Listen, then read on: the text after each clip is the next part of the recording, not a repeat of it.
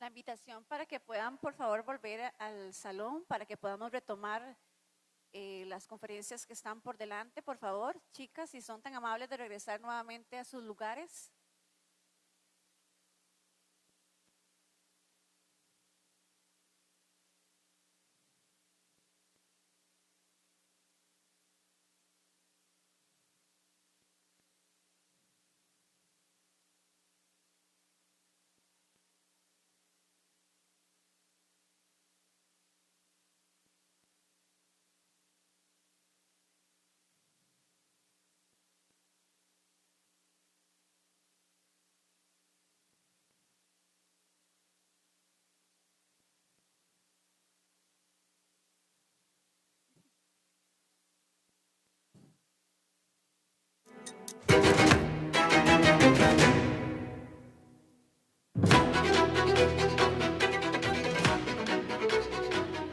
El mundo está siendo rediseñado por fuerzas que operan a gran escala. Disrupciones tecnológicas, reconfiguración económica, cambios demográficos y tensiones geopolíticas que están alterando, de manera irreversible, la forma en que se compite, se gobierna y se lidera. En este nuevo escenario, el liderazgo exige algo más que experiencia. Requiere capacidad de interpretar sistemas complejos, anticipar dinámicas emergentes y tomar decisiones en entornos donde las variables cambian constantemente. Es precisamente en este punto donde el liderazgo femenino comienza a adquirir una relevancia estratégica creciente. Las mujeres no solo están accediendo a espacios de poder, están aportando nuevas formas de entender la complejidad, integrar perspectivas y construir soluciones con visión de largo plazo. En Costa Rica, donde el país busca sostener su competitividad en medio de transformaciones globales, esta capacidad se vuelve especialmente crítica. Comprender las megatendencias ya no es un ejercicio académico, es una herramienta de poder. Y la forma en que las mujeres líderes las interpreten y las traduzcan en decisiones concretas definirá, en gran medida, el posicionamiento económico, institucional y social del país en los años que vienen.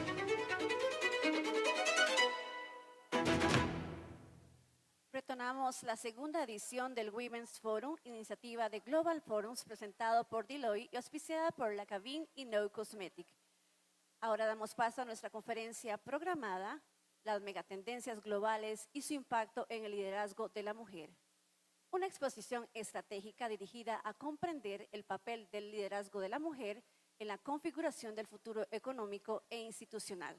Para ampliar sobre esa temática tan relevante, les presento a la señora Carla Coggi, quien es presidenta del Consejo Deloitte Spanish Latinoamérica, a quien recibimos con un fuerte aplauso.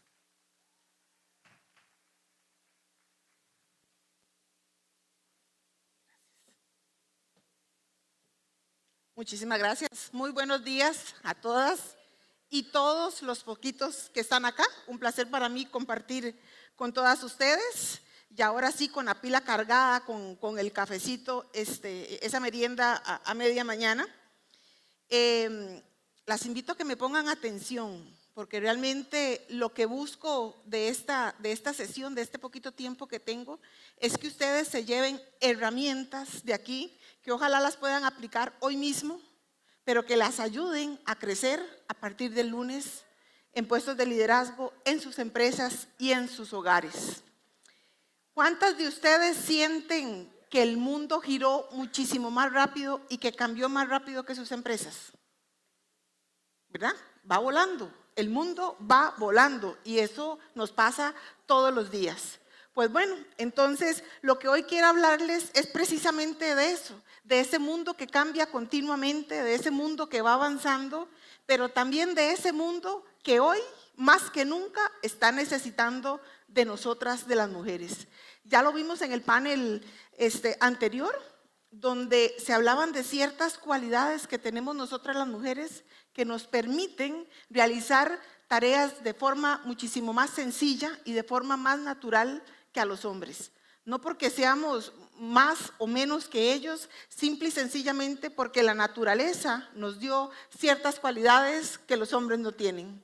Entonces, las invito a que lideremos esta mañana y que conversemos sobre todas estas tendencias. Al final de la presentación les voy a hablar, les voy a hablar sobre una historia. Yo le llamo la doñita de la Guásima. Yo voy a la Feria del Agricultor, supongo que muchos de ustedes también. Y tengo una historia de una señora que me dio una superelección el pasado 7 de marzo y se las quiero compartir hoy con ustedes. Grábense en esto en sus mentes. El cambio comienza en nuestro metro cuadrado. El cambio no comienza en las grandes cumbres. El cambio comienza hoy, aquí, y está en nosotros hacer ese cambio. Vamos a repasar un poquitito lo que vamos a ver en este tiempo. Obviamente vamos a analizar las megatendencias, qué es lo que está pasando en el mundo. Necesitamos entender ese contexto para después, obviamente, determinar las oportunidades que tenemos. ¿Por qué estas tendencias nos favorecen a nosotros como lideresas? ¿Por qué es que hoy el mundo nos necesita más que nunca? Y pues claramente les tengo que dar herramientas, ¿verdad? Porque si no, ¿para qué me invitaron? Entonces, ese es el chiste, yo poder darles a ustedes algunas claves y les voy a dar solo 3 muy puntuales. ¿Por qué? Porque yo sé que si nos llenamos de muchas cosas, al final después no las vamos a ejecutar. 3 claves puntuales que las van a ayudar a ustedes a seguir avanzando en sus puestos de liderazgo. 3 claves que les van a permitir a ustedes hacer su diferencia en su metro cuadrado. Y no es que no les vaya a dar datos, porque los datos siempre son importantes, pero mi objetivo no es aburrirlas con estadística. Mi objetivo es darles a ustedes historias, y suena muy cliché, pero bueno, historias de la vida real, historias que cada una de nosotros conocemos y que cada una de nosotros vivimos. Y muy importante, que solo nosotras conocemos. Ahora yo escuchaba a Gisela cuando ella decía los retos que ella ha tenido como presidenta del BCIE. Y les cuento uno de mis retos más importantes que me ha pasado en mi carrera profesional. Es el sentirme sola. Es el sentirme sola en una sala de juntas, porque cuando yo comencé como socia en la oficina, era la única mujer entre 20 socios. Y mi mente, instantáneamente lo que hacía cuando yo entraba a esa sala, era escanear y me decía mi yo interno, aquí no hay nadie que se parezca a mí. Entonces comenzaba el autosabotaje. ¿Será que mejor me quedo callada? ¿Será que no me van a poner atención? ¿Será que si lo que digo no es una buena idea?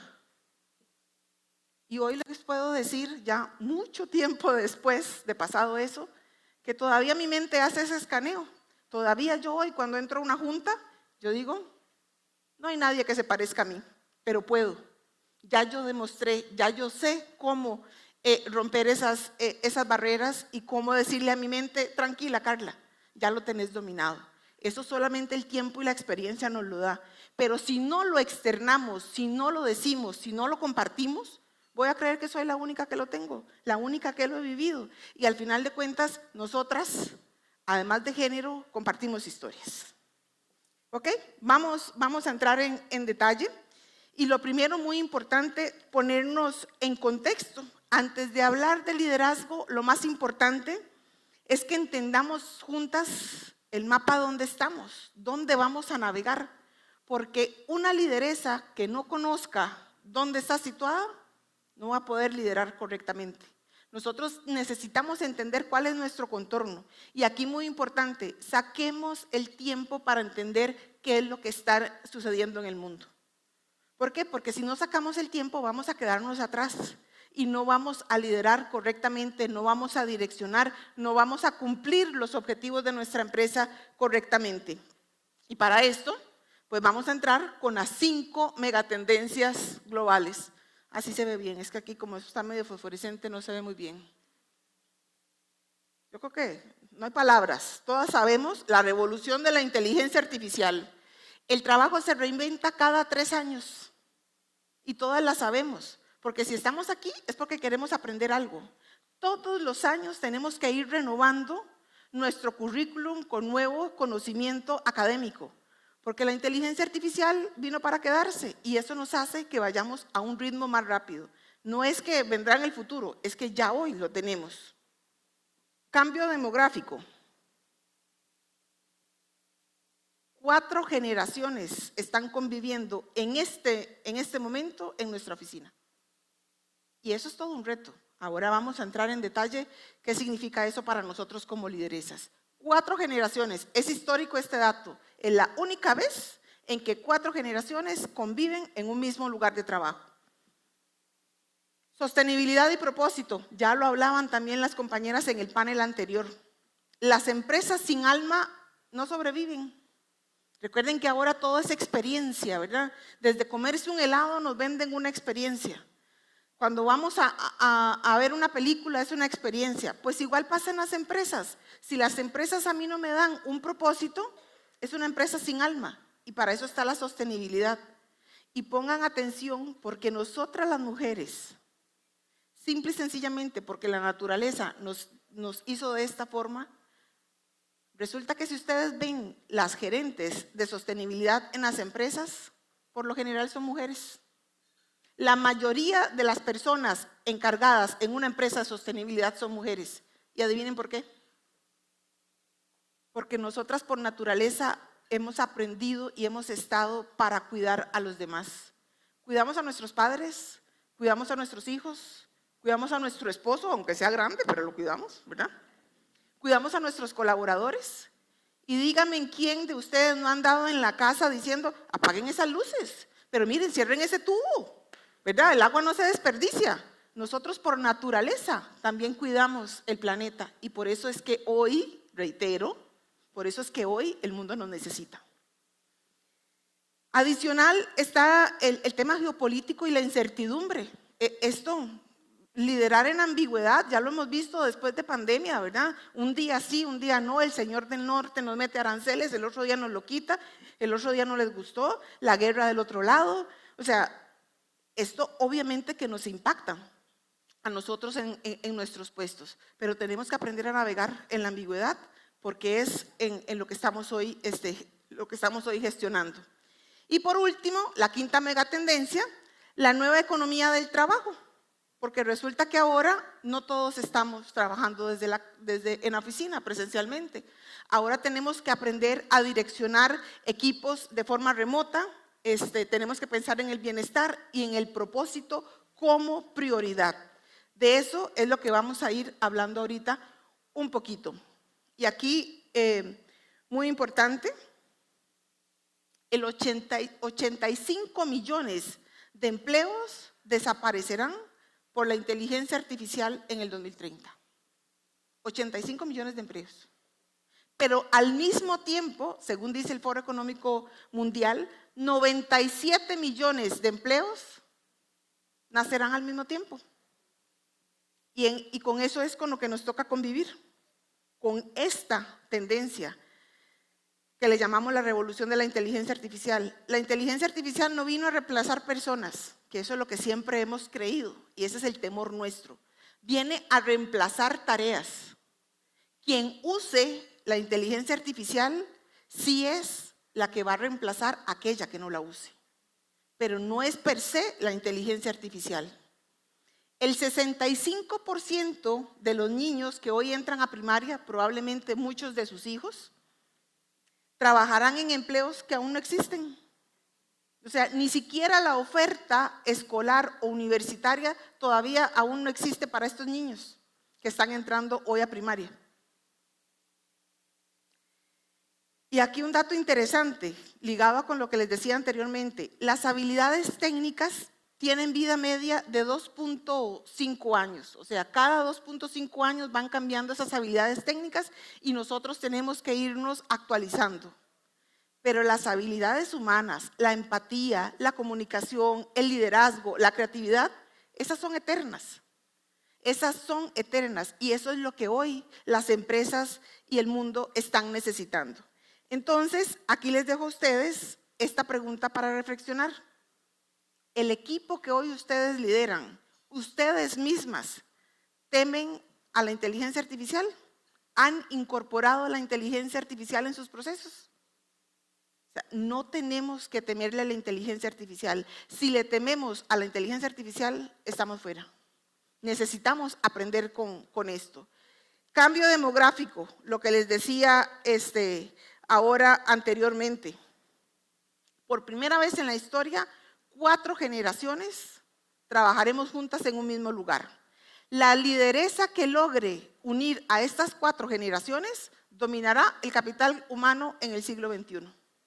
Y créanme que tenemos todas las habilidades para lograr esto. Aquí les dejo, saquen la cuenta en cuál están, porque en este salón creo que también estamos representadas 4 de estas generaciones. Y vieran qué interesante, porque yo por mi trabajo tengo que desplazarme mucho a México y en una de esas, una gerente de recursos humanos me dice que tuvo que crear 3 estrategias de comunicación diferentes. Y yo así como que la más ignorante, pero y como que ¿por qué tantas estrategias de comunicación? Si al final de cuentas es un único mensaje. Y me dice, es que a los baby boomers yo les llego por un email formal, pero a los millennials les tengo que hacer un video. Y ustedes ya vieron, ahora aquí en la oficina nos ponen a grabar videos, porque es que ese es un dato importante. Para el 2030, los millennials y la generación Z representarán el 75% de la fuerza laboral. En el 2030, estamos a 4 años, no es que esto vendrá dentro de 50 años. Entonces tenemos que ir aprendiendo a navegar en este mundo demográfico donde estamos 4 generaciones de por medio. Donde yo digo, es que a mí me gusta ir a la oficina y el otro, no, yo todo lo quiero remoto, ¿verdad? Entonces, estos diferentes perfiles, y reitero, porque esto es muy importante, no quiere decir que uno sea mejor que otro. Todos somos complemento, pero sí está en nosotras el saber entender cómo llegarle a cada uno de ellos, porque al final todos somos importantes en la oficina. Y algo que a nosotras nos favorece como mujeres con esta megatendencia es que nosotros históricamente y también por naturaleza hemos sabido gestionar equipos multigeneracionales. Y en el ejercicio que nos pusieron a hacer anteriormente, hablamos de que tenemos hijos, de que cuidamos a nuestros padres, de que tenemos sobrinos, de que tenemos el esposo. ¿Qué más multigeneracional que eso? Ese conocimiento y eso que hacemos de forma nata en nuestras casas, lo que nos toca es dar el siguiente paso y llevarlo a nuestros lugares de trabajo, porque por naturaleza nosotras estamos ya capacitadas y lo hacemos, liderar equipos multigeneracionales. Y eso es lo que está pasando hoy en las empresas. 73% de los consumidores globales pagan más por productos de empresas con un propósito real. Lo que les hablaba de la experiencia. 73% de los consumidores.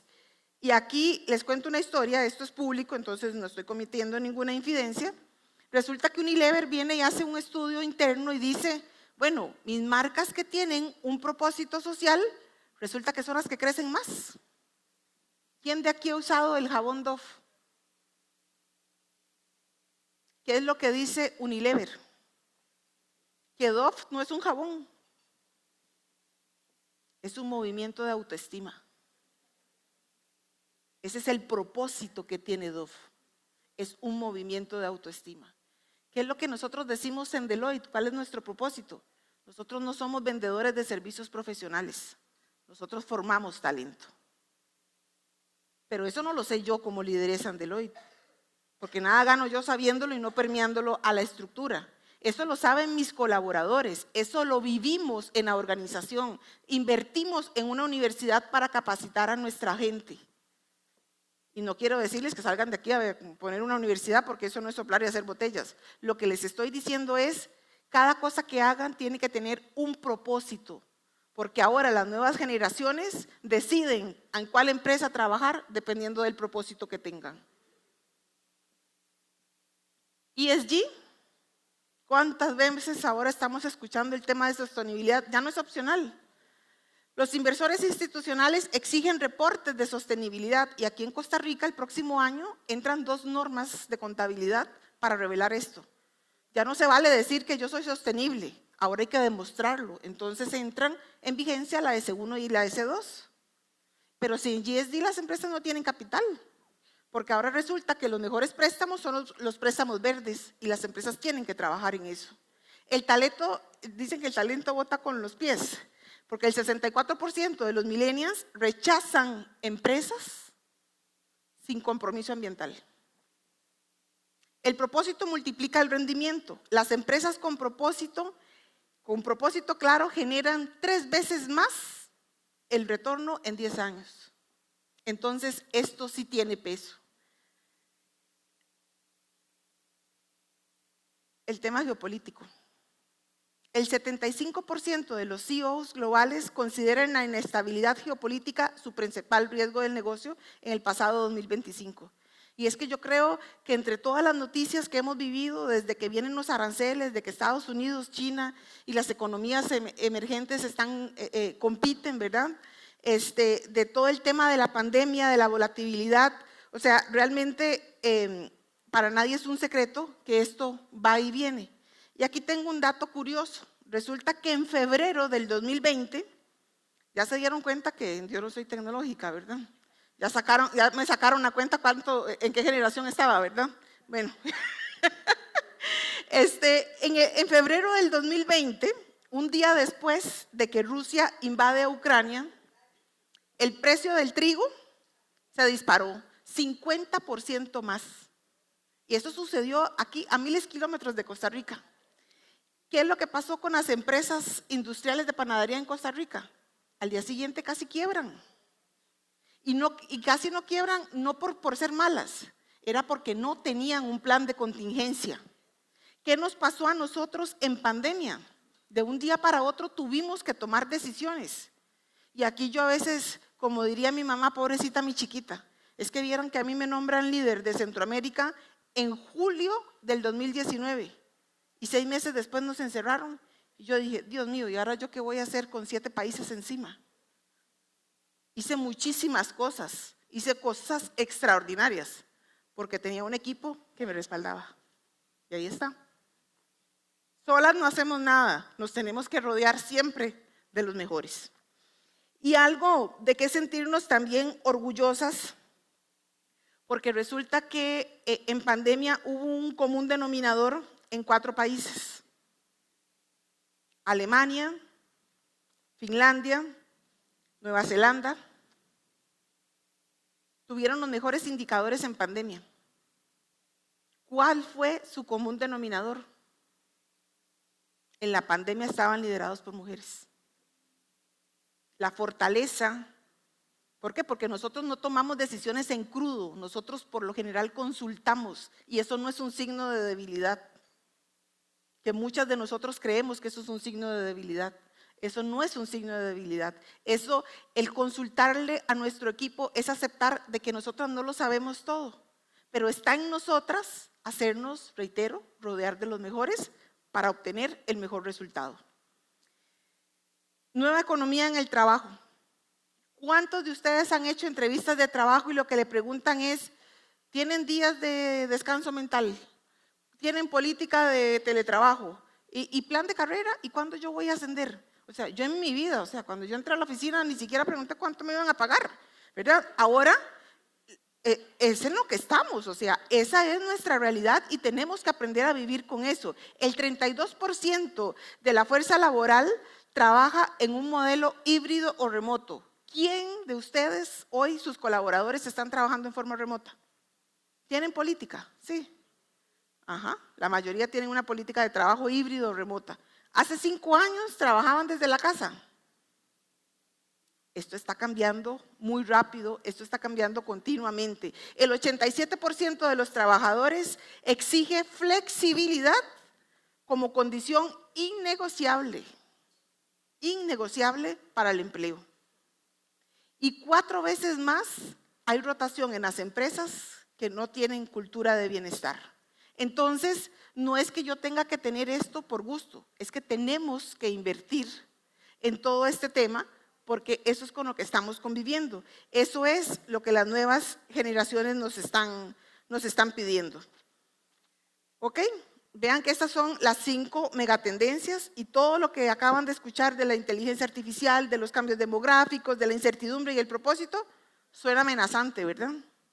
Y es que de verdad que sí es amenazante, en el tanto nosotras no estemos preparadas. Entonces, que no nos agarren descuidadas, como decimos nosotros los chicos, ¿verdad? Tenemos que trabajar en eso. Y esta es nuestra oportunidad histórica. El mundo, actualmente el mundo, por fin necesita lo que nosotras, las mujeres, siempre supimos hacer. Y ya se los he dicho, porque es que hoy en este mundo, bajo este contexto, el mundo nos necesita.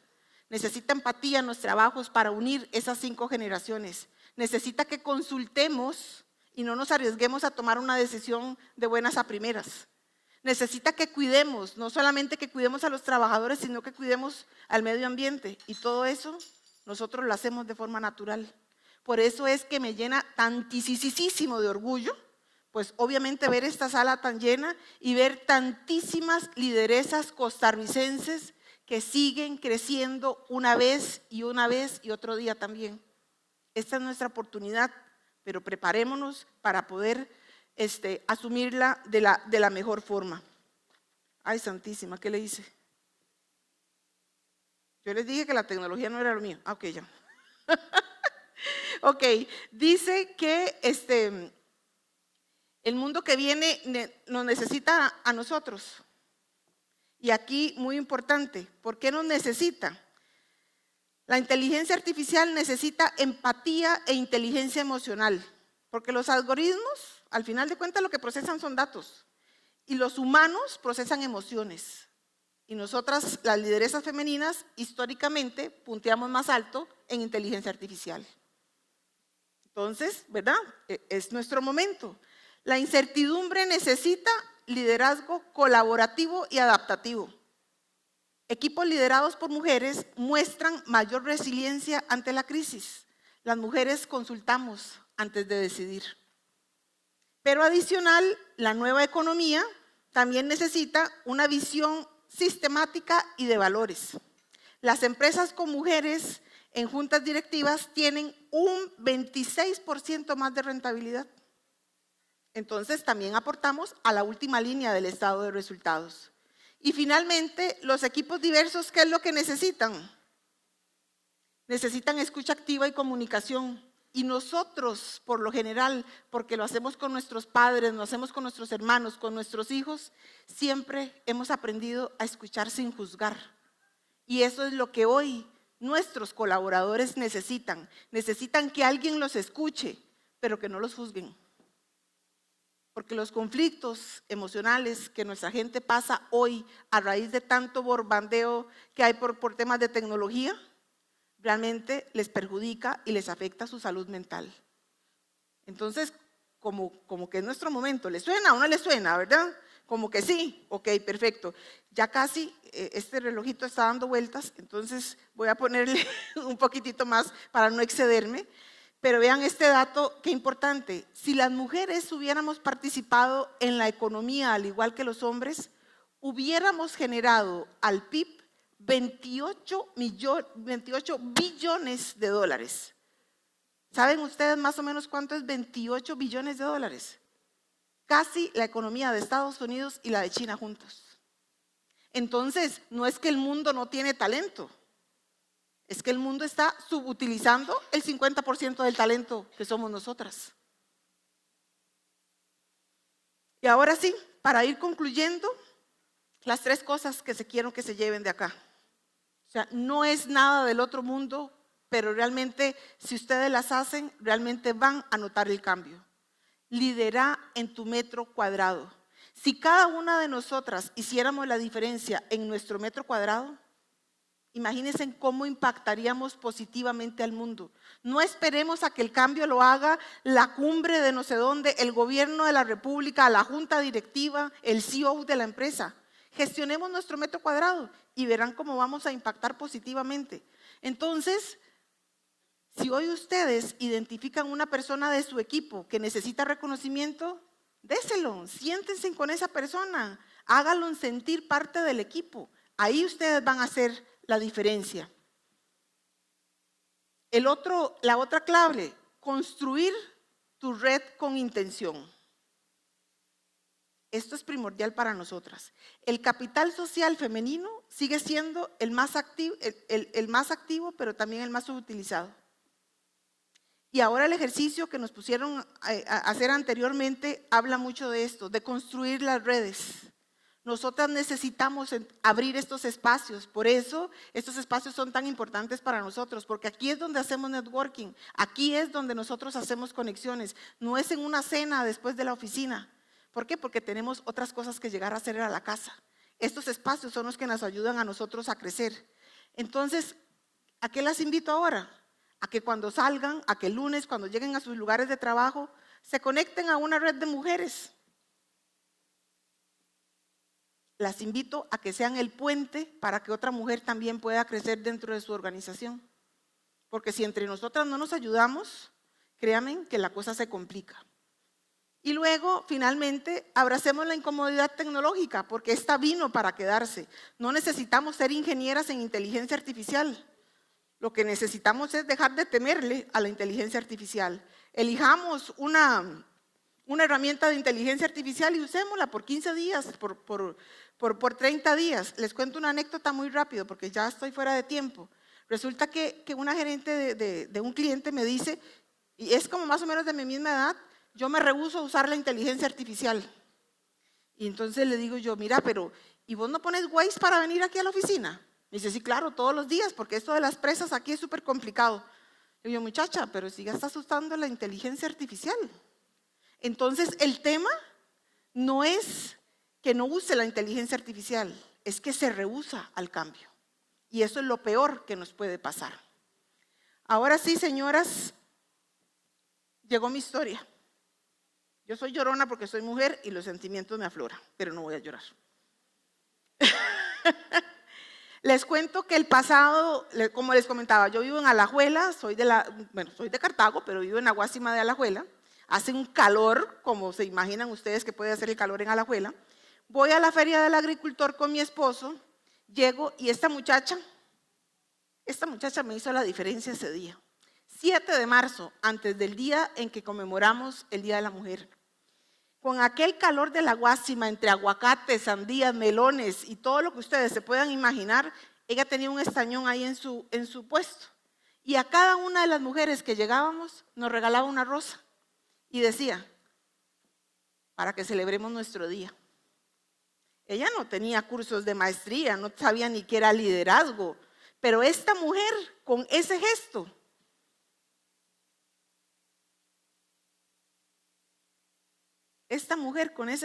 impactó positivamente a todas las personas que llegamos a la feria del agricultor ese día. Esa mujer con este gesto hizo la diferencia en su metro cuadrado. Eso es liderazgo transformador. Eso es lo que nosotros necesitamos hacer en nuestro metro cuadrado. Si cada una de ustedes o de nosotras hiciéramos lo mismo en nuestro metro cuadrado, construiríamos no solo mejores empresas, construiríamos mejores seres humanos. Vean este pequeño detalle. Tanto que yo fui a mi casa, me cambié y después me regresé y le dije, yo necesito tomarme una foto con usted, darle un abrazo porque usted me hizo hoy el día. Y eso también es muy importante. Sepamos reconocer lo bueno que hacen los demás. No se vale ser mezquino. El mundo no necesita más heroínas. El mundo necesita más mujeres que decidan ser extraordinarias en su metro cuadrado. Y estoy segurísima de que todas ustedes que están aquí hoy están decidiendo ser mujeres que van a hacer la diferencia en su metro cuadrado. Esa sola decisión multiplicada por cada una de ustedes es suficiente para cambiar el mundo. Pura vida, soy Carla Cogui, presidenta del Consejo de Deloitte Spanish Latinoamérica. Para mí fue un gusto compartir con ustedes esta mañana y seguir compartiendo durante el día. Muchísimas gracias, un placer.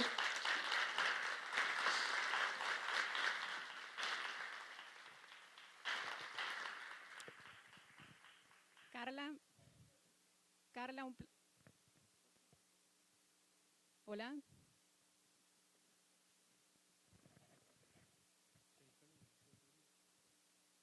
Sí. Muchas gracias. Un placer, Carla. Qué maravillosa tu presentación y esta anécdota última que nos contás. Y sobre estos últimos puntos, quiero hacerte un par de consultitas para terminar de profundizar, sobre todo en este último mensaje que nos das de tu metro cuadrado. Si nosotros quisiéramos institucionalizar este principio de tu metro cuadrado como palanca cultural en nuestras organizaciones, ¿cuáles serían 2 comportamientos no negociables que nosotras como mujeres líderes deberíamos de comenzar a practicar? Excelente pregunta, Carolina, y muchísimas gracias. Ella también es vecina de la Guásima y sabe lo que estoy hablando de los calores que hay en Aguasima.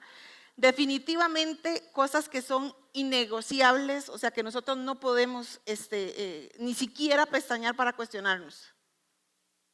Nuestros valores, nuestra esencia. Nosotros no podemos permitir que nadie nos robe nuestra esencia. Siempre ese va a ser nuestro estandarte, porque también es parte de nuestra marca personal. Eso es innegociable. Y lo otro, lo más importante, que yo lo digo cada vez que puedo, ser agradecido. Nunca muerdan la mano que les da de comer. En esta vida todo se devuelve. Uno no sabe cuándo es que le va a tocar a uno. Entonces, para mí, Carolina, eso es vital y eso hace la diferencia en tu metro cuadrado. Si vos lo pones en práctica en tu día a día, cosas que son tan cotidianas, definitivamente ayuda dentro de las instituciones y dentro de las organizaciones a hacer esa coherencia en los equipos, siempre respetando mis valores y respetando los valores de los demás.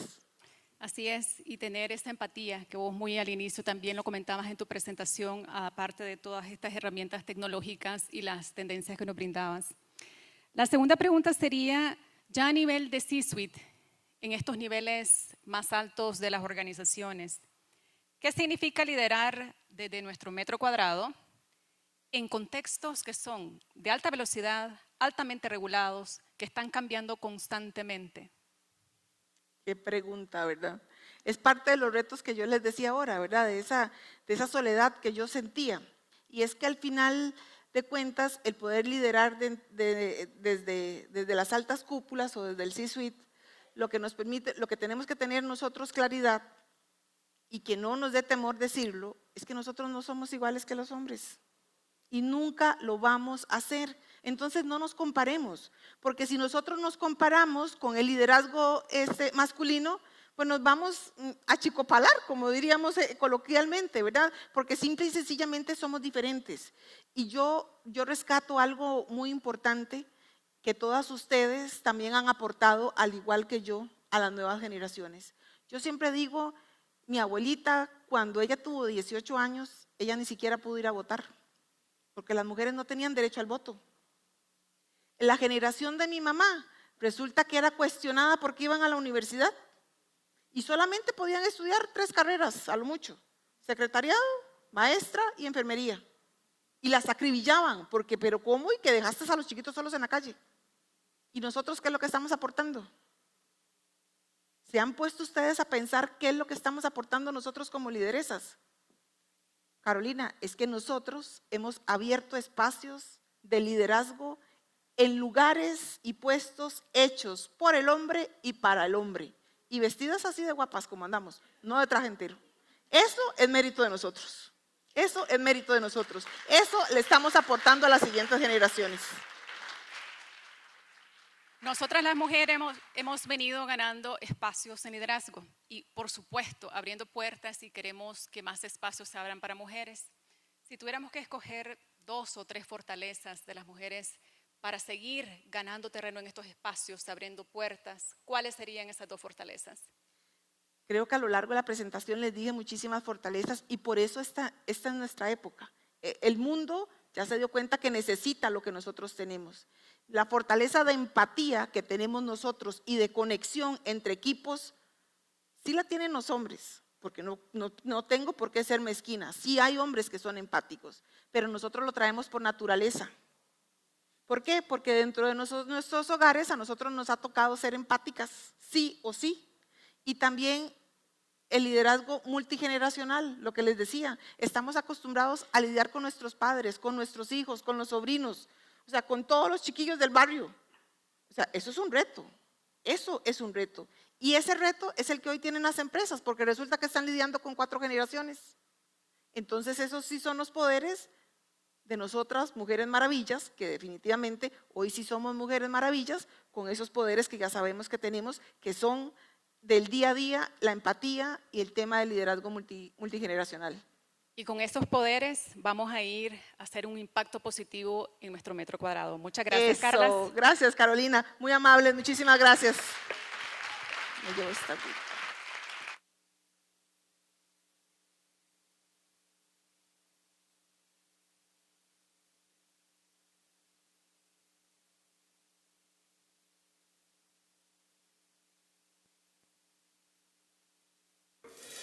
No matter who you are, where you are, or where you're going, Deloitte is there. And there.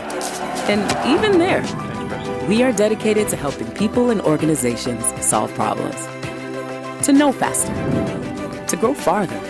To go from red to black to green. Creating impact where it matters most.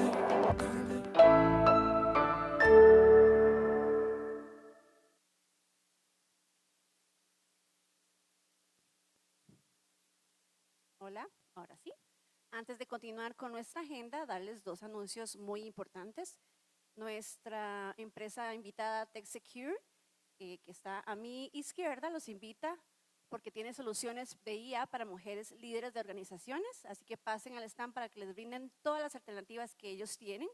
También invitarles a nuestros compañeros de producción que pongan el código QR porque la empresa Deloitte quiere compartirles un estudio de mujeres en el trabajo muy importante, muy relevante para que ustedes puedan pues ahí informarse. Voy a darles unos minutitos para que puedan descargarlo.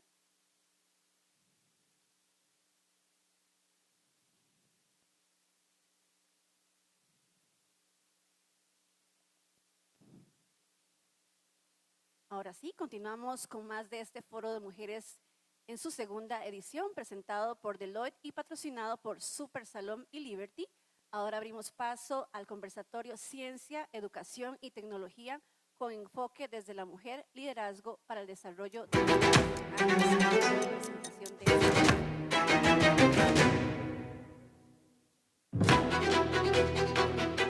El desarrollo de un país ya no se define únicamente por sus recursos, sino por su capacidad de generar conocimiento, integrarlo estratégicamente y convertirlo en decisiones que impulsen crecimiento sostenible. En este contexto, la ciencia, la tecnología y la educación dejan de ser áreas especializadas para convertirse en ejes centrales de la competitividad nacional. La forma en que se adopta la inteligencia artificial, se diseñan políticas de sostenibilidad y se forma el talento humano determinará la posición de Costa Rica en la economía del conocimiento. Es en este punto donde el liderazgo femenino adquiere una relevancia decisiva. Mujeres en ciencia, tecnología, derecho, investigación y estrategia están aportando no solo conocimiento técnico, sino una mirada integral que conecta innovación, ética y visión de largo plazo. Para Costa Rica, el desafío no es menor. La consolidación de un modelo basado en conocimiento requiere liderazgo capaz de integrar disciplinas, anticipar impactos y tomar decisiones informadas en contextos complejos. La manera en que estas capacidades se fortalezcan y quienes las lideren marcará el ritmo del desarrollo del país en los próximos años.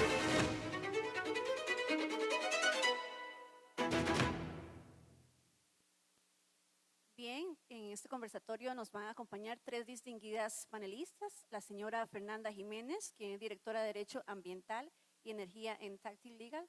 También nos acompaña la señora Kumara Cordero, investigadora postdoctoral senior del Instituto Catalán de Nanociencia y Nanotecnología.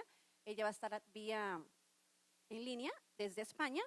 Y la señora Lisa Rivera, cofundadora de Diamiti y gerente de estrategia de IA y datos. Nos acompaña nuevamente nuestra compañera Carolina. A todas les vamos a recibir con un fuerte aplauso.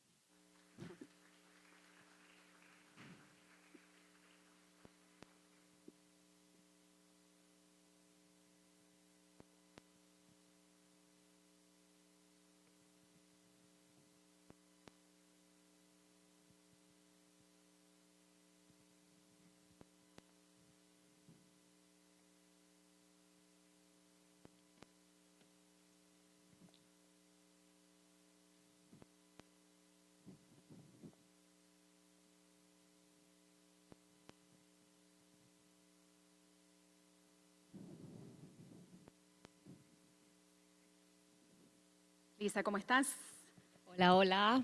Buenos días, ya casi buenas tardes. Ya casi buenas tardes y luego de esta charla nos vamos a almorzar. Tenemos a Kumara y a Fernanda en línea. Solo nos confirman, por favor, si nos escuchan. ¿Si nos escuchan bien? Sí, los escuchamos bien, gracias. Sí, los escuchamos. Gracias. Bienvenidas, un placer conversar con ustedes y también con vos por acá, Lisa. Vamos a estar conversando sobre ciencia, sobre educación y tecnología con enfoque de mujer. Y por supuesto, cómo este enfoque y este liderazgo contribuye al desarrollo de nuestro país. En tu caso, Kumara, voy a iniciar por vos. Si nos tuvieras que decir, ¿qué tendría que cambiar en Costa Rica para que pueda atraer talento científico y no solamente formarlo? ¿Por qué? Porque muchos costarricenses desarrollan sus carreras en el exterior, no necesariamente aquí, ¿verdad? Entonces, eso refleja o se percibe como talento con las limitaciones locales. Si nos puedes comentar de eso, por favor. Bueno, primero quiero agradecer la invitación. Para mí es un honor poder participar en este espacio y aportar desde mi experiencia y desde mi parte profesional. Con respecto a tu pregunta, yo creo que lo primero que hay que entender es que salir de Costa Rica no es necesariamente una decisión de ruptura con el país, sino es una decisión de búsqueda, de formación, especialización, oportunidades de crecimiento. En mi caso fue así. Yo inicialmente salí buscando la oportunidad de una formación más especializada en el área de nanotecnología y ciencia de materiales. Y una vez fuera, me di cuenta o descubrí que también había una posibilidad real de construir una carrera científica sostenida, con tiempo para investigar, acceso a infraestructura, colaboración internacional, una ruta profesional muchísimo más clara que la que yo tenía cuando estaba en Costa Rica. De hecho, yo creo que cuando hablamos de atraer talento, para mí la pregunta va más enfocada, debería de ser más enfocada, no de si la persona quiere volver o no, sino en qué condiciones se volvería. Y aquí quiero mencionar algo que, por ejemplo, volver a Costa Rica siempre ha sido algo que ha estado en mi cabeza o en mi horizonte, pero las condiciones que hay actualmente a veces no se prestan. Entonces, hay varios puntos claves. Lo primero, creo que en Costa Rica es necesario ofrecer condiciones reales para hacer investigación, no solo para dar clases. Y a esto, con lo que me refiero, es que es fundamental que si vamos a atraer a alguien que quiere ser o que quiere formar una carrera científica, no tenemos que cargarlo o darle una carga de docencia y administrativa tan grande, porque la investigación pasaría a un segundo plano y así nadie va a querer ir. Y esto es una de las razones, por ejemplo, en mi caso, que hizo que no, en un momento que me planteé regresar a Costa Rica, no lo hiciera, porque veo también el ejemplo que con mis amigos que están por allá. Lo segundo es que hace falta que las trayectorias profesionales sean más competitivas y no me refiero únicamente a la parte del salario, aunque claramente es un factor, pero yo creo que es importante que se reconozca las publicaciones, las redes internacionales, el liderazgo o la capacidad que se tiene para atraer proyectos y formación altamente especializada. Y los sistemas actuales de contratación son demasiado rígidos si uno quiere un crecimiento dentro de las, al menos hablo dentro de las universidades públicas, que es en donde yo podría, si regreso, trabajar. Entonces se vuelve un poco difícil atraer personas que hayan desarrollado una carrera fuera si hay tantas limitaciones y tanta rigurosidad en cuanto a la contratación, pero también, por ejemplo, en cuanto a la infraestructura y a la agilidad institucional. La ciencia de calidad requiere que se tengan laboratorios, equipamiento, presupuesto, soporte técnico y muchas más cosas para tener un real avance. Y por lo que entiendo y lo que me comentan mis amigos, hay muchas trabas en el sistema para poder comprar equipo, para poder asistir a conferencias, porque si un científico decide volver o una científica decide volver, no solamente es la plaza, es también poder trabajar y trabajar bien, producir, colaborar y aportar al país con todo el conocimiento que ya lleva. Y por último, y en lo que me he enfocado en los últimos años, como aporte, es poder tener una relación con la diáspora científica. Yo creo que hoy en día no debemos de pensar en términos de si alguien se fue o si volvió. Yo creo que la ciencia actual debe de funcionar como una red. Hay muchísimas maneras en que las personas, las personas costarricenses que estamos fuera podemos seguir aportando al país. Por ejemplo, y aquí voy a mencionar cosas con las que yo he hecho en los últimos años, como dije, es en colaboraciones. Colaboro activamente con mis compañeros de la Universidad de Costa Rica, por ejemplo. Hace 2 años fui a darles una capacitación durante un mes para que puedan hacer medidas especializadas en uno de los equipos que ellos tenían, en el cual yo tengo un expertise.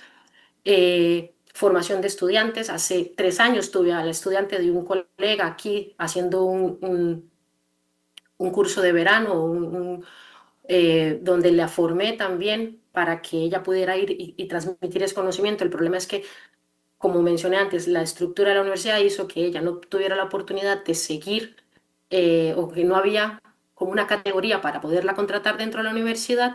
Ella terminó yéndose a Bélgica a hacer una maestría y ahora, según entiendo, ya tiene una oportunidad para desarrollar un doctorado.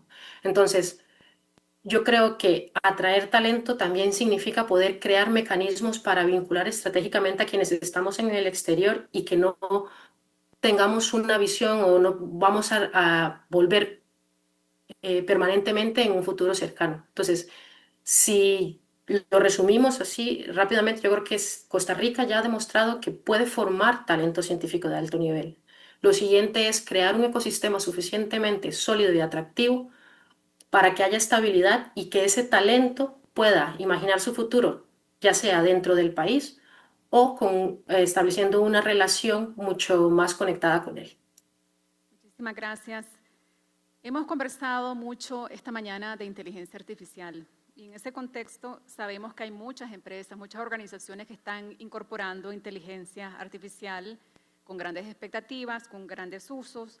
Mucho depende también de la data que se tenga, ¿no? De la estrategia que esté bien planteada para poder hacer un uso muy bueno de los resultados que tenga la inteligencia artificial en cómo uno la aplica. En este particular, ¿en qué decisiones estratégicas la inteligencia artificial ya está generando ventajas reales?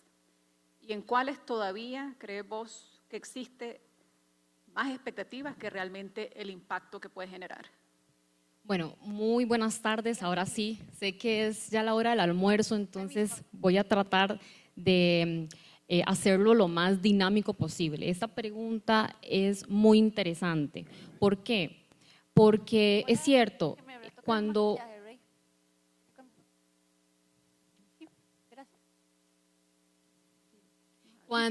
usted aplica, ¿verdad? Cuando aplicamos, a ver, vamos a ver, ¿quiénes están en el área de tecnología? Aquí levantamos la manita. Ok. ¿Y quiénes están como en la parte legal, de mercadeo? Ok, tenemos bastante, perfecto. Entonces vamos a ver, cuando nosotros aplicamos inteligencia artificial, tenemos que hacerlo de una forma muy inteligente. Y esa parte de qué decisión estratégica tengo que hacer es muy importante. De forma concreta, la primera decisión estratégica que usted tiene que hacer es, primero, escoger el mejor proceso para poder aplicar inteligencia artificial. ¿Por qué pasa esto?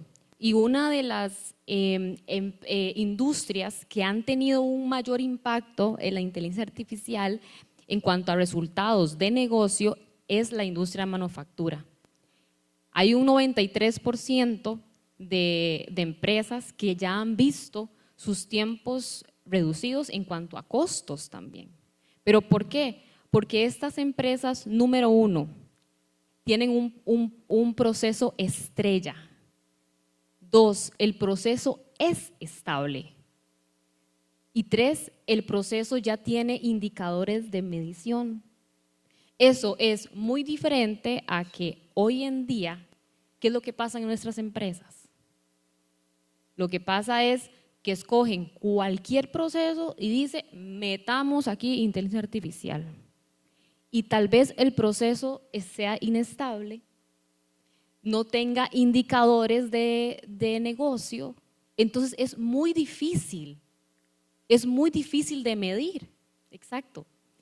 Entonces, si lo queremos poner, por ejemplo, en un caso de uso de nuestras empresas, supongamos que me dice mi jefe, vea, Lisa, yo quiero que usted ya deje de hacer reportes manuales y comience a crear un dashboard con inteligencia artificial para que los insights suyos se generen automáticamente. Excelente. Yo digo, sí, vamos, yo llego, trabajo, ¿verdad? Construyo todo la herramienta, lo presento con mis jefes y todo el mundo aplaude. ¡Qué chiva! Me encanta, ¿verdad?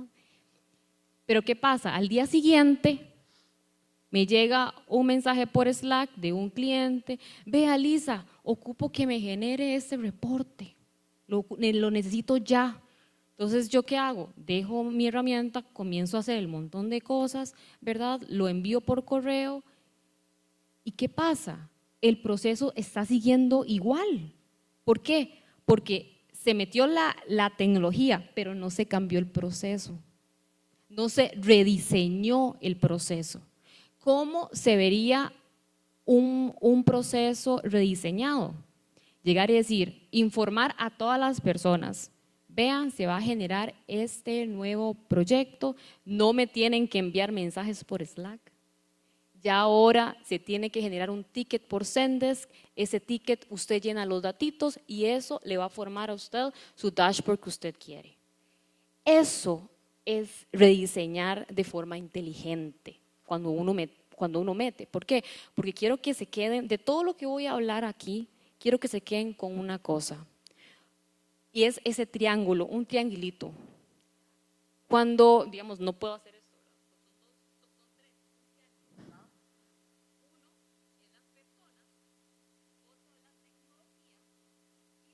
son los procesos. Entonces, cuando usted mete tecnología o usted actualiza tecnología, usted recuerde que está tocando personas y procesos. Entonces, es muy importante que podamos primero elegir a un proceso correcto. Segundo, importantísimo, muchas empresas piensan y dicen, estamos en una transformación digital. Y realmente lo que están haciendo es automatización. ¿Y cuál es la diferencia entre automatización y transformación? La automatización es hacer lo mismo, pero más rápido. Es como un conejo. El conejo pequeñito corre, pero cuando ya comienza a crecer va a correr más rápido. Pero siempre ha corrido, pero lo corre más rápido. ¿Qué es una transformación? Veámoslo así como una mariposa que antes se arrastra y ahora ¿qué hace? Vuela. Estamos completamente transformando el proceso. ¿Ven? Entonces, mucha gente piensa, ¿verdad?, que estamos simplemente automatizando. ¿Cómo se vería esto, por ejemplo, en el campo laboral? ¿Verdad? Usted puede llegar y decir, ok, ¿quiénes de aquí leen como 1500 correos al día? Es un montón, ¿verdad? Un montón, es el día a día, ¿verdad? Ahí la compañera dos manitas, muy bien. Entonces, es cierto. Entonces, si yo utilizo una herramienta de inteligencia artificial para yo poder hacer más rápido ese envío de correo que estoy haciendo, ¿automatización o transformación? Automatización. ¿Cómo se vería, por ejemplo, una transformación? Llegar a decir, vea, el 80% de mis correos se lo tiro a la IA y el 20% que son correos que ocupan más el juicio humano, yo los voy a continuar editando o enviando y lo demás se lo dejo a la IA. Eso es transformar. Y aquí yo no sé cuántas chicas tienen en sus empresas propias de startup. Ninguna es, perfecto, muy bien. Aquí hay otra, muy bien. Un error que cometen muchos cuando se está iniciando un negocio es que piensan primero en la tecnología antes que un problema. Y eso pasa muchísimo. Entonces comienzan a decir, yo quiero ChatGPT, yo quiero cloud, yo voy a OpenCloud, que ahora está un boom, ¿verdad? Es una plataforma de agentes de IA, y yo quiero esa tecnología. Pero si yo llego y le pregunto, ¿y cuál es el problema que usted quiere solucionar? Me dice, y yo no sé. Entonces, decisiones estratégicas. 1, retomando, tener un problema bien mapeado. 2, saber si yo realmente estoy solamente automatizando o estoy transformando. Lo ideal es que usted pueda llegar a transformar su flujo de todo ese flujo de proceso, ¿verdad? Y la tercera, ¿verdad? Es siempre fijarse un norte. ¿Por qué? Porque si no, es muy fácil que usted pierda, ¿verdad? Ese norte si usted no tiene métricas definidas, ¿verdad? Que pueda complementar toda la estructura de toma de decisión. Muchísimas gracias, Lisa. En tu caso, Fernanda, me gustaría conversar con vos temas de transición energética. Nosotros sabemos que la transición energética tiene y exige reglas estables, ¿no? Para atraer inversión, pero también flexibilidad frente a tecnologías que están evolucionando muy rápidamente. ¿Cómo podrías decir vos que el país pueda actualizar estas regulaciones energéticas sin generar incertidumbre jurídica que debilite esta misma inversión a largo plazo? Muchísimas gracias, Carolina, y gracias a Global Forums por la invitación y la oportunidad de estar aquí hoy con ustedes y de acomodarnos, incluso aunque no podamos estar ahí presencialmente por estar fuera del país. De verdad, gracias por la oportunidad de participar. Con respecto a tu pregunta, Carolina, creo que esto es un tema muy importante que además tiene un ligamen importante también con el tema de AI y de adopción de nuevas tecnologías que van a elevar la demanda de energía y probablemente específicamente de energía eléctrica en el país. Ahora, ¿qué son cambios regulatorios que se necesitan en este momento? Esto es algo que, pues, como asesora legal en temas de energía y ambiente, estamos siempre monitoreando, revisando, debido a que es algo muy prioritario en el país y es un debate que tiene muchísimos años de estarse dando a cabo, cómo reestructurar el sistema energético de Costa Rica. Y esto es porque tenemos un sistema que es muy, muy rígido a nivel regulatorio, que no permite, digamos, la participación de muchos actores de manera flexible en el país en este momento, y entonces ha habido mucho interés en cambiar un poco, en abrir el sistema y en flexibilizarlo, tanto para integrar nuevos actores, pero también para integrar estas nuevas tecnologías que van a ser claves para asumir los nuevos retos tecnológicos que tengamos en el país. Entonces, pues aquí es importante decir que pues, el sistema es tan rígido en este momento que casi cualquier cambio que sea dirigido a apertura sería una señal positiva para inversionistas y gente que tenga interés de invertir o de meterse en estos temas. Eso por un lado. Ahora, siempre es cierto que cualquier cambio que se haga tiene que ser muy planificado, con información muy técnica sobre cuál sería la manera correcta de hacerlo. Entonces, conversando sobre esto y viendo algunos como elementos que es importante tomar en cuenta desde el punto de vista legal, pero también de política pública, es pues en primer lugar considerar que el sistema que tenemos ya en este momento, a pesar de ser muy rígido y a pesar de todos los defectos que tiene, pues es un sistema que ha funcionado por muchos años en Costa Rica, que le ha dado independencia y estabilidad energética al país. Entonces, que los cambios que se tengan que dar no se tratan de desmantelar el sistema que ya existe, sino más bien de integrar nuevas cosas, es decir, de hacerlo más participativo, de evolucionarlo y en el tema de que va a haber un incremento en la demanda energética, ahí es donde hay oportunidades interesantes de integrar nuevas tecnologías y nuevos actores. Entonces, pues, ¿cómo hacer esto de manera que no desmantelemos lo que ya hay, y esto es importante también para efectos de seguridad de inversionistas, es decir, que por cambiar el sistema no lo vamos a hacer caer y que ya el sistema deje de funcionar, sino que siga siendo un sistema sólido, pero que tal vez un poco más abierto para integrar nuevas tecnologías y nuevos actores. Entonces, eso es uno. Otro punto importante es que pues, cualquier cambio regulatorio que se haga tiene que dar una señal de que hay una planificación a largo plazo. Esto quiere decir que a veces en estas discusiones, digamos, hay muchos proyectos de ley que han pasado por la Asamblea Legislativa hablando de cambios en el sistema regulatorio de la energía en Costa Rica, tanto en el tema, digamos, de combustibles fósiles como en el tema de energía eléctrica. Y entonces con todas estas discusiones a veces hay temas muy puntuales que la gente quiere cambiar inmediatamente. Y creo que si estamos hablando de dar una señal para inversionistas, para dar seguridad jurídica a largo plazo, es importante que los cambios que hagamos y que eventualmente se terminen aceptando y ejecutando vengan ligados de un plan a largo plazo. Es decir, estamos haciendo estos cambios a nivel legal, estamos cambiando el marco regulatorio de esta forma, porque esta es la trayectoria a la que queremos llegar, este es el plan que tenemos. Y eso le da mucha seguridad, digamos, a inversionistas que los cambios que se estén haciendo van ligados de planificación, no es algo que se esté improvisando, sino que es una meta país y es un plan país que se va a estar implementando y que a raíz de eso son los cambios regulatorios.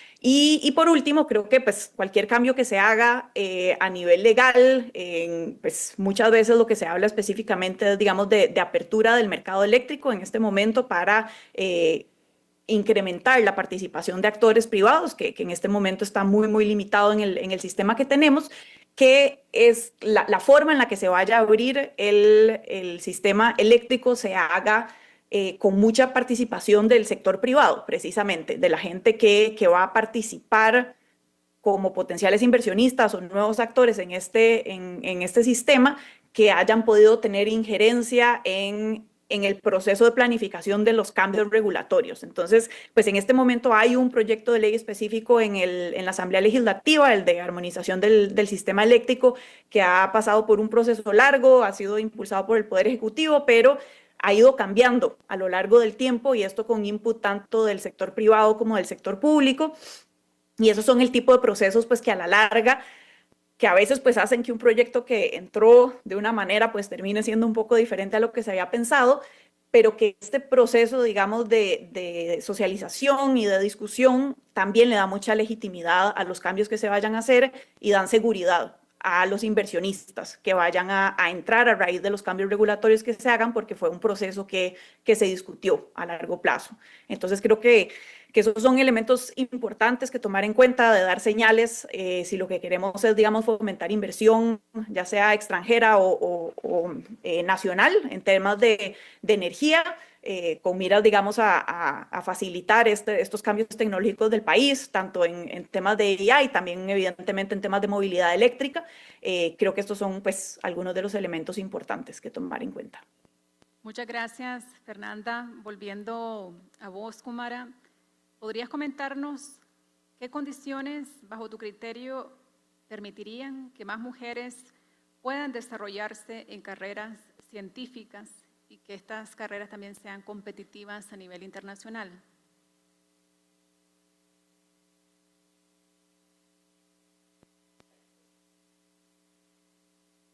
No se escucha el audio, Kumara. Sí, un momento, perdonen que desconecté. Bueno, yo creo que aquí lo primero es reconocer que las mujeres tenemos la capacidad, el talento y la disciplina para desarrollar una carrera científica de muy alto nivel. Y el problema a veces no es ese, de si la mujer puede o no desarrollar una carrera científica de alto nivel, sino creo que el problema muchas veces viene porque estamos haciendo una carrera científica siguiendo trayectorias diseñadas con una lógica que no contempla ni sesgos de género ni la carga de cuidado que recae de una manera desproporcionada muchas veces sobre nosotras las mujeres. En mi caso, tengo una trayectoria científica muy exigente, con una larga formación. Hice una maestría, tengo un doctorado, un postdoctorado. tengo varias publicaciones, he asistido a varias conferencias internacionales, me he tenido que mover internacionalmente 3 veces. Actualmente lidero un laboratorio de investigación y recientemente fui mamá. Y esto me hizo cambiar la perspectiva que tenía, porque era algo que yo sospechaba, pero que confirmé, y es que la maternidad no solamente me transformó mi vida personal, sino que también reconfiguró la manera en la que yo ahora puedo hacer mi carrera científica.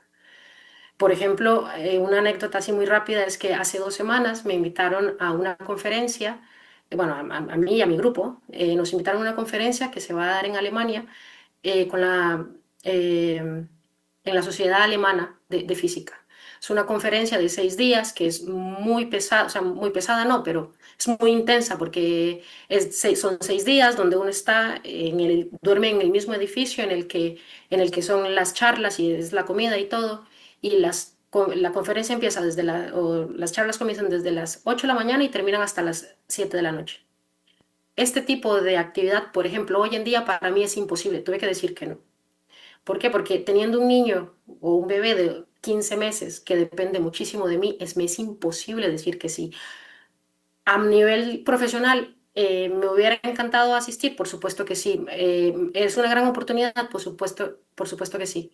Pero eh, con un niño tan pequeño, me era imposible decir que sí. Y algo que me llamó mucho la atención es que lo estábamos hablando en la oficina y uno de mis colegas me dice, yo nunca había pensado que esto podría ser un problema.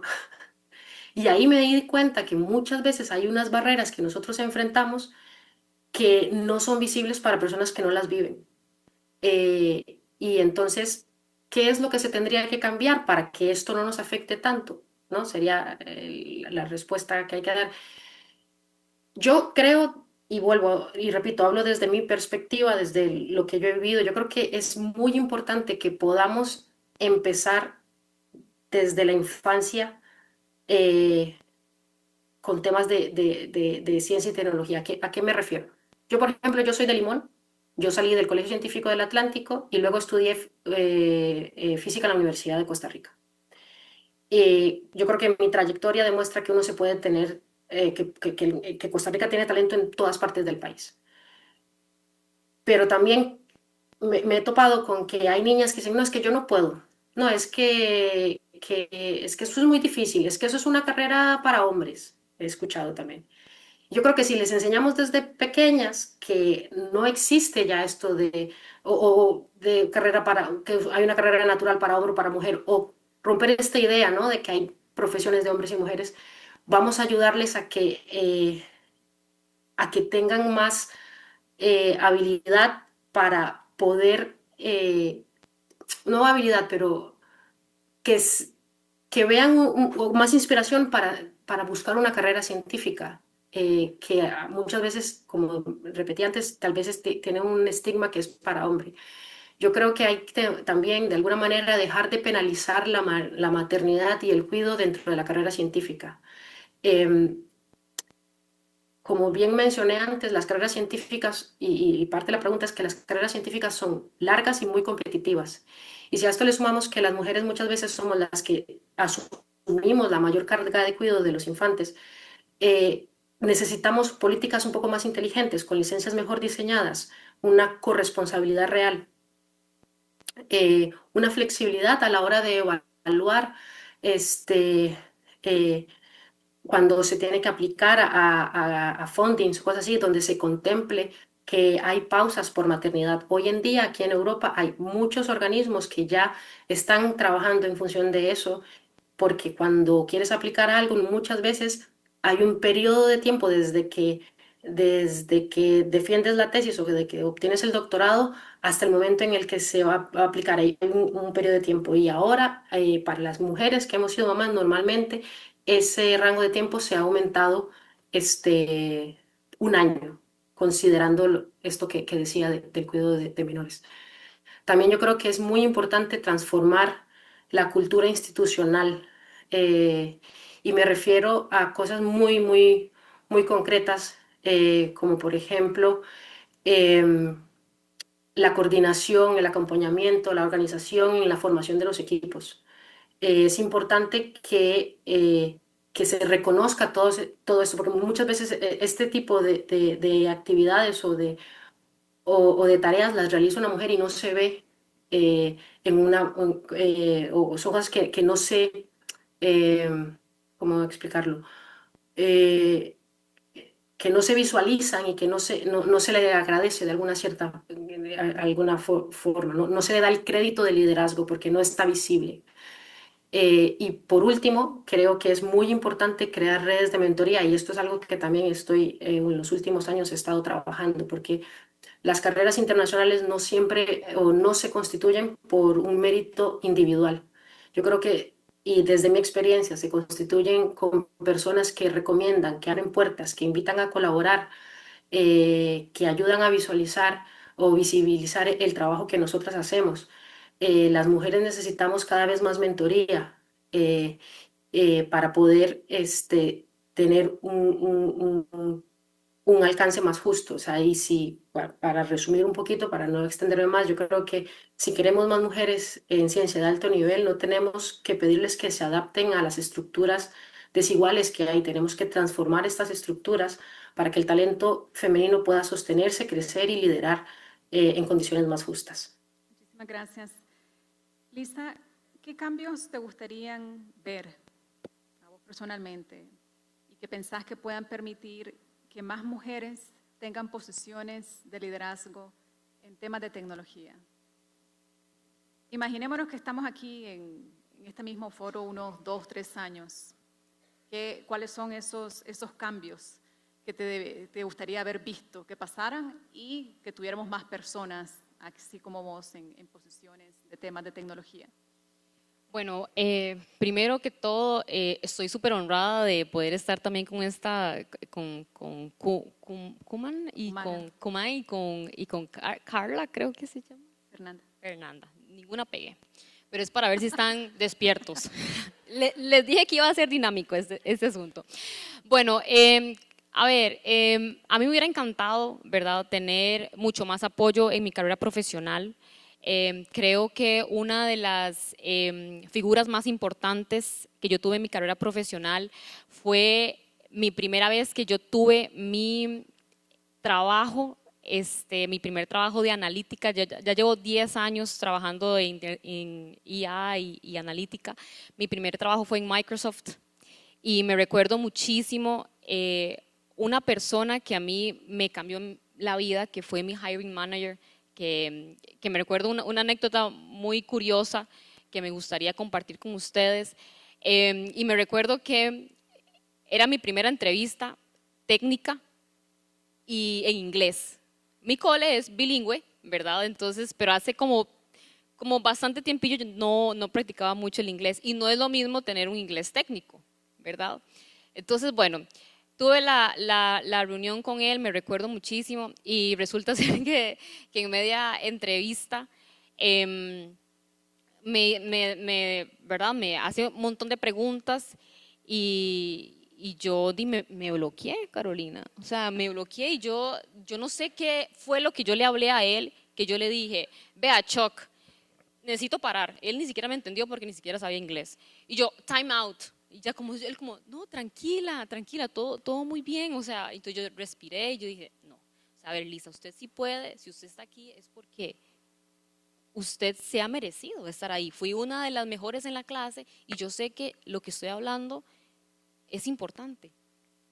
Entonces ya yo seguí y me fue súper bien. Bueno, ¿verdad? Ya cerré la computadora y llegó mi abuelito, me acuerdo, y me dice, Lisa, ¿y cómo le fue? Esa pregunta incómoda. Y yo, abuelo, ni siquiera me pregunte porque me fue terrible. Es más, así hasta lista negra en Microsoft me pusieron, como que nunca entrevisten a ella. Y me recuerdo que a las 3 semanas me llega un correo y me dice que Chuck quiere hablar conmigo de nuevo. Y yo, no puede ser. Entonces, bueno, para no cansarlas, me contrataron. Me contrataron, ¿verdad? Y entonces Me recuerdo muchísimo que Chuck en las primeras 3 presentaciones con los clientes, él me dijo, vea Lisa, yo voy a estar con usted en solo 3 presentaciones. En caso de que usted necesite apoyo o usted necesite cualquier asistencia.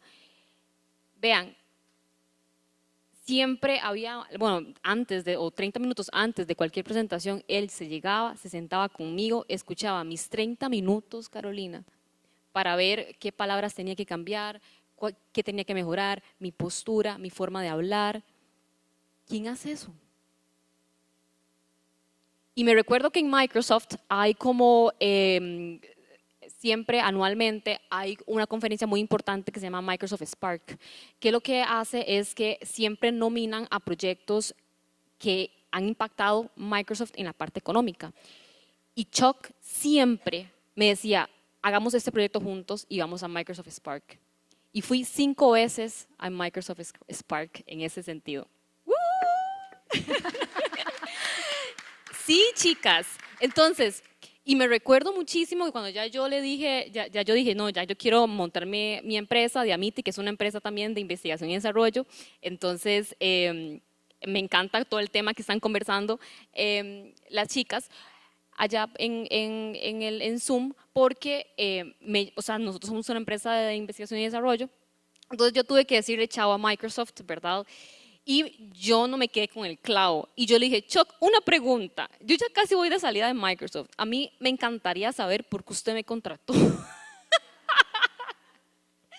porque yo de verdad no lo entiendo, ¿verdad? Entonces viene él y me dijo algo, chicas, muy interesante, porque él me decía, vea Lisa, yo la contraté a usted primero porque usted supo leer mi expresión corporal. O sea, usted supo saber que yo no le estaba entendiendo nada y supo parar y supo llegar y decirme, tengo que de una forma reestructurar mi pensamiento para que llegue la información.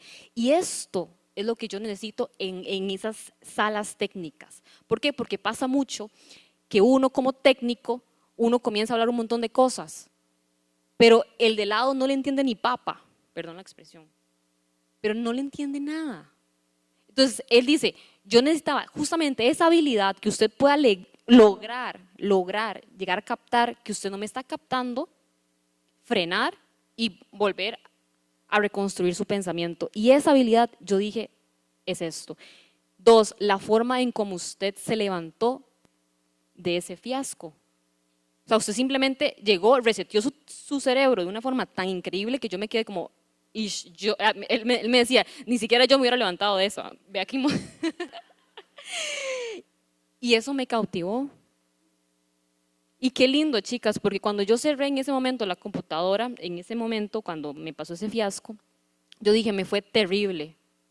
Pero vean qué increíble lo que más bien él vio en mí. O sea, él vio cosas que yo ni siquiera hubiera pensado. Todo en esta actividad hablamos sobre la resiliencia, o sea, el hecho de poder levantarse y adaptarse. Dice, sí, se equivocó, pero vámonos, reseteo mi cerebro y sigo adelante. Entonces, con tu pregunta, Carolina, me hubiera encantado, y más bien estoy muy agradecida con Dios, porque justamente esos programas de mentoría son importantes, pero también tiene que venir acompañado de una persona que te empuje a llegar y decir, Graciela o Lisa, vamos adelante, mira, hay un proyecto visible, vamos ahí, nomino a Carla porque ella es esto y esto y esto, o sea, ocupamos a esa persona y ahí es una, para la parte de liderazgo, o sea, el hecho de poder recomendar a personas, recomendar a mujeres, proyecto visible, vamos, ¿verdad? Entonces, muchas veces sí va a haber un shock en nuestras vidas, pero si no, yo dije, yo quiero ser ese shock en la vida de muchas mujeres, de llegar y no solamente brindarles consejos, sino llevarlas al poder, llevarlas a esos proyectos de impacto. ¿Sí? Maravilloso, muchas gracias.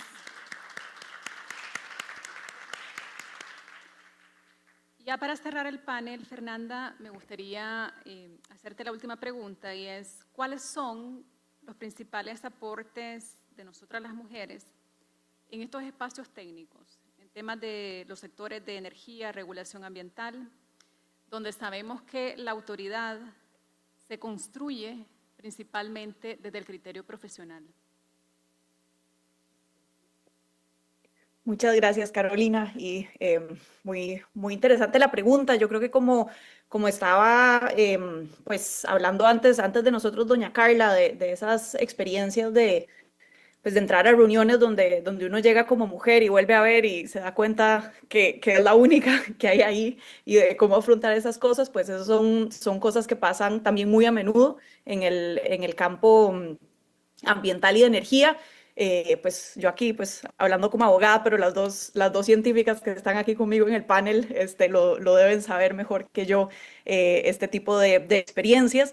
Y a ver, yo creo que son sectores que poco a poco han ido abriéndose bastante más a la participación femenina, específicamente el tema de sostenibilidad y ambiente. También, como mencionaba doña Carla, este tema es un tema que yo creo que va muy de la mano de ciertas características, digamos, de las mujeres que son innatas o que más o menos se consideran innatas, temas de consideraciones intergeneracionales, temas de cuidado, temas de respeto, específicamente en temas de la naturaleza en este caso, pero que van muy ligadas a cómo operamos y trabajamos las mujeres. Entonces el tema de sostenibilidad yo creo que poco a poco ha ido integrando más a las mujeres. Creo que en el tema de energía todavía hay bastante más espacio para que se abra más a la participación de líderes femeninas. Ya hay, evidentemente, muchas lideresas femeninas en estos temas, pero todavía sigue siendo, yo creo que un campo como tradicionalmente liderado por los hombres. Específicamente en temas de energía, casi siempre en las reuniones en las que me toca ir, casi siempre son solo hombres. Muy pocas veces me toca realmente poder participar con mujeres en este tipo de temas. Con respecto a qué aportes en sí ha tenido, digamos, como el liderazgo femenino en estos campos, yo creo que han sido varios y muy valiosos, importantes. Yo creo que la integración de mujeres en este tipo de campos tan técnicos ha ayudado a que para ciertas cosas se abra un poco más el enfoque para ser más integrado y sistemático. ¿A qué me refiero? Que muchas veces cuando uno está trabajando en temas de energía o temas ambientales, entonces hay que ver cosas a nivel, digamos, muy técnico, de cuáles son los indicadores, cuáles son los resultados de análisis químicos o biológicos, y a veces, digamos, las mujeres tendemos mucho a integrar otros factores a la hora, digamos, de tomas de decisiones. Entonces, integrar, claro, la parte técnica y de los datos que estamos recibiendo, con también consideraciones, por ejemplo, sociales, comunitarias, temas de cómo esto tiene un efecto ambiental, pero más de una forma un poco más holística. Entonces, la idea como sí, tener un enfoque un poco más integrado en general. Creo que otro aporte importante ha sido la idea de abrir un poco más los procesos para que sean más participativos, de integrar diferentes actores en todos estos temas. Y pues, digamos, estoy en este panel porque en lo que yo trabajo tiene mucha parte científica, pero pues yo estoy muy enfocada en la parte política pública. Esto es, pues, no tanto del análisis científico en sí, sino cómo esto se traduce o se regula a nivel de política pública nacional. Y es en estos proyectos o en estas cosas donde la participación se vuelve fundamental, digamos, para entender los intereses de los diferentes actores. Si se quiere pasar una nueva ley sobre un tema de energía o un tema ambiental, cómo esto va a afectar a las diferentes personas que están alrededor, ya sea a nivel comunitario, del sector privado, del sector de sociedad civil. Y creo que la integración de mujeres ha sido muy clave en mejorar estos procesos de integración de actores y de poder oír diferentes voces en los procesos de creación de política pública técnica.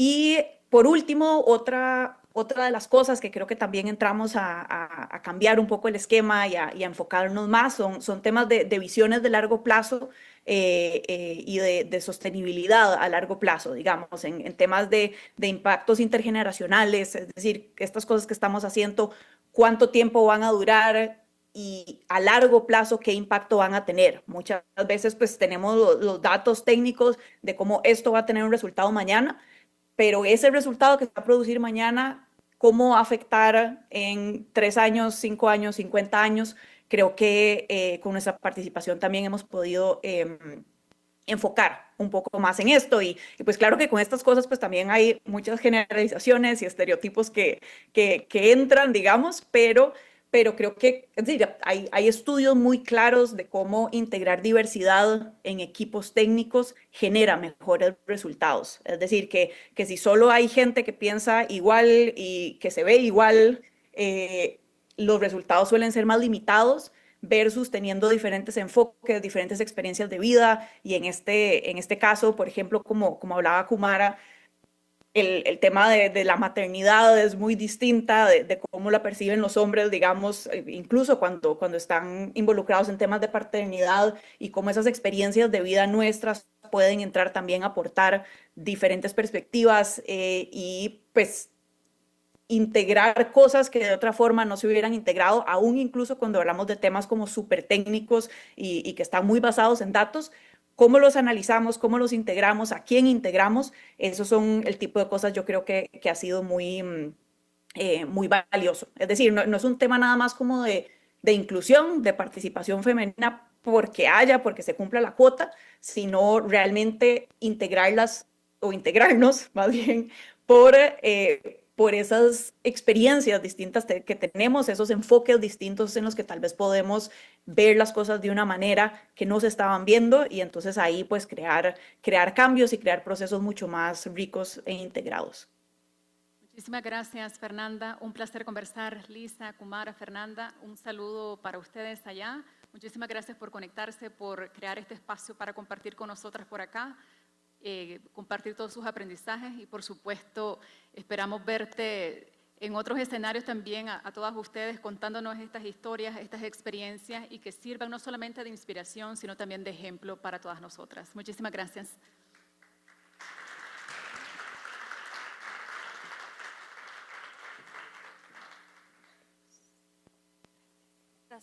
Tras este panel tan interesante, llega el momento del almuerzo. Nos vemos en 45 minutos con más ponencias y paneles de nuestras invitadas. Así que buen provecho y nos vemos muy pronto.